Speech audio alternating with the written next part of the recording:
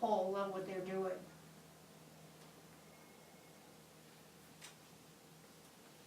Okay, so without, when you're writing, what is the difference between good news and bad news when you're writing persuasively? Okay. Again, the same wisdom applies about writing conversationally to engage readers. If it's bad news, don't make excuses. That's a no-no. Mm. That makes you look like you're coming from a place of guilt. You know, do not do that. Simply state the facts about what happened and how it is being fixed Okay. when it's bad news, how it's being handled. Keep it simple. I have an example of that. I just got an email from somebody I do business with that said they were hacked, and they're doing everything to fix that. They didn't make excuses like we did wrong or we didn't do wrong. They just said what they were doing to fix the issue. I see. So that's where you approach bad news. Good news is easier to write because you're happy with what you have to report. Right.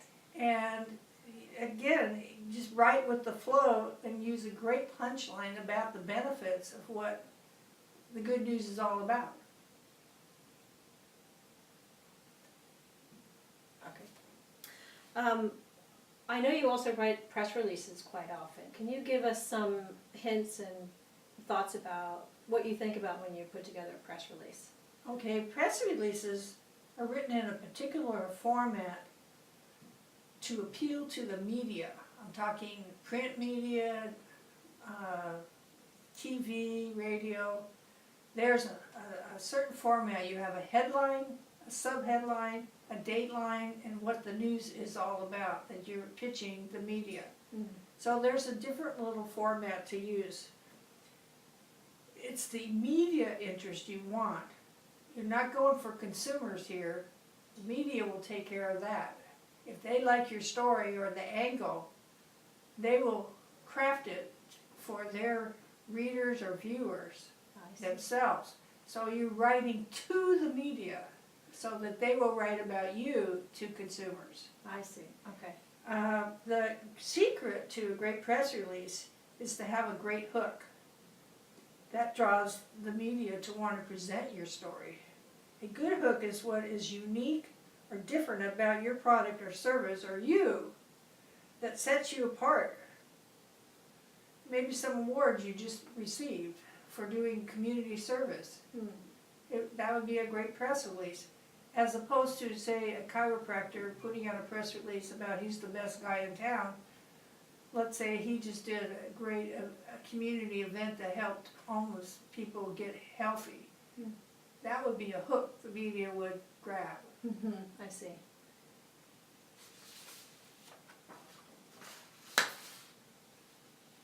So, without giving away any of your trade secrets, what are some strategies for revising and editing and proofreading that you use in your writing? Okay, proofreading is pretty self-explanatory. You're going for typos and spellings and grammar.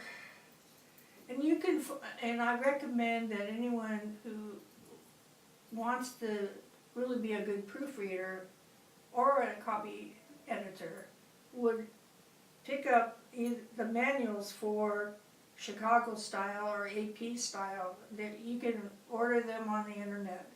They are what most people hiring writers want them to use their style, and that includes the different ways they spell things. Craft their copy. AP style is Associated Press. Chicago style's been around for 800 years, and that's the one most people want you to follow. That applies especially to press releases and anything you're putting out for, let's say, an employer who wants you to write for them. You should study the Chicago style manual. There are two other forms of editing, including copy editing and content editing. as I said, proofing fits in a little bit with copy editing, could fix punctuation, spelling, inconsistent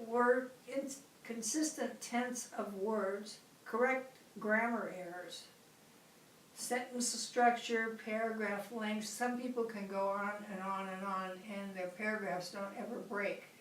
The reader needs a break. I mean, you do it appropriately when you change to a new topic.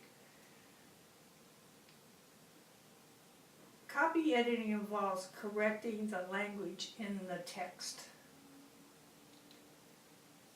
I usually scroll line by line as I read, and sometimes move a sentence to where it fits in better.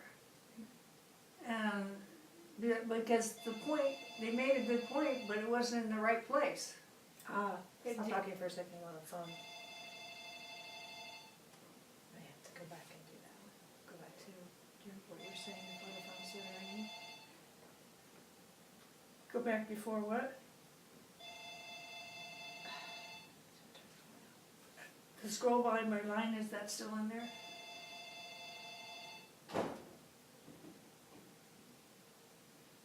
Okay.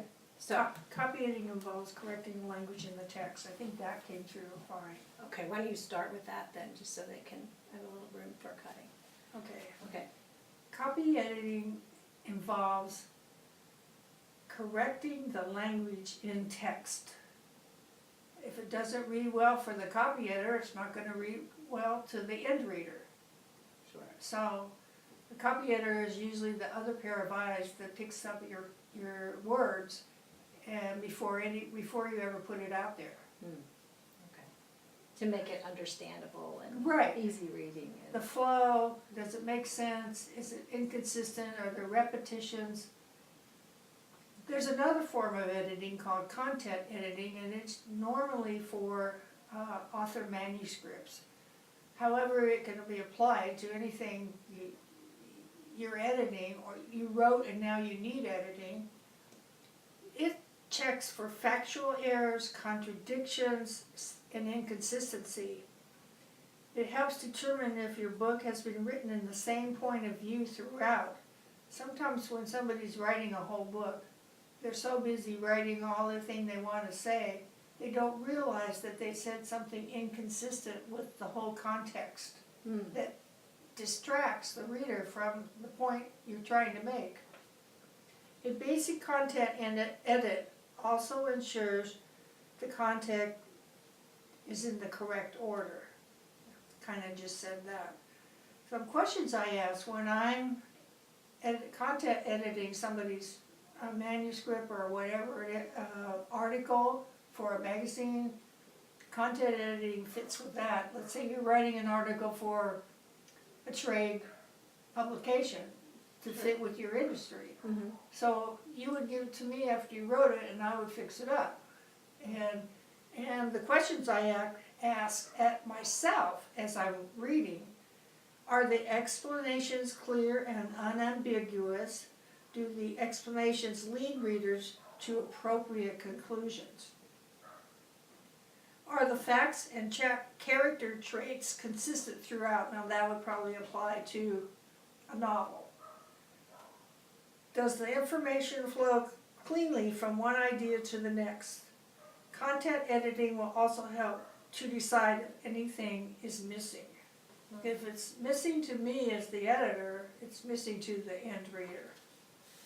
So those are some of the things that I love doing. I'm a wordsmith. Which is, it's so important, the quality of your writing, to make your point, to have it be understood by a wide variety of readers, right? Right. And also to use quality grammar and mechanics in your writing as well. Well, I am a wordsmith, and words can tell a story. I am not a mathematician. I do not do numbers, but they tell a story too. So it just happens to be where my why is to tell stories. And I love helping people make their stories clear. And I'm on LinkedIn if you want. That's find right. me. You can be found on LinkedIn, Yeah. and you write my newsletters for my company as well. So thank you very much, Wendy. I appreciate Thank you, your time Sue, today. for asking me. It's a pleasure. So shall we see how we did? If we heard all those noises from up